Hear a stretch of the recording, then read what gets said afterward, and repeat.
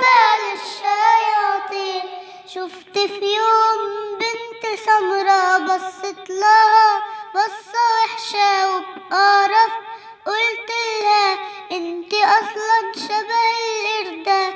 الدموع ملت عينيها والحزن بان عليها، ولما كبرت ولما فهمت ساعتها عرفت ان جمالنا في ادبنا، وده اللي امرنا باسلامنا. كلنا اسفين، كنا زمان متنمرين، لكن ما كناش عارفين ان ده فعل الشياطين.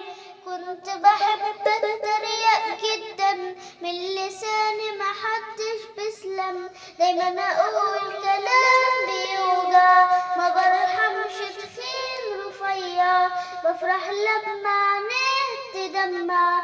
احكي لكم عن طفل يتيم من مدرستي اسمه سليم، دايما يلبس لبس قديم، قدام الكل ضحكت عليه، قلت لهم شوفوا لابس ايه، ما يساويش ولا حتى جنيه. مس منى من بعيد شافتني وساعتها بسرعة نادتني، حذرتني وفهمتني قد ايه سليم حزين، عايش محروم من النعيم، وقت جرح يوم مسكين. ساعتها فهمت وعرفت ان جمالنا في ادبنا، وده اللي امرنا باسلامنا. كلنا اسفين، كنا زمان متنمرين، لكن ما كناش عارفين ان ده فعل الشياطين.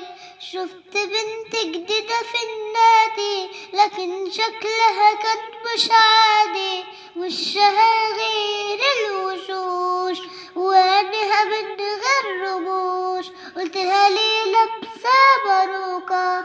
أكيد شعرك منكوش. قلت أكيد مني هتغير، قلت كده من غير تفكير.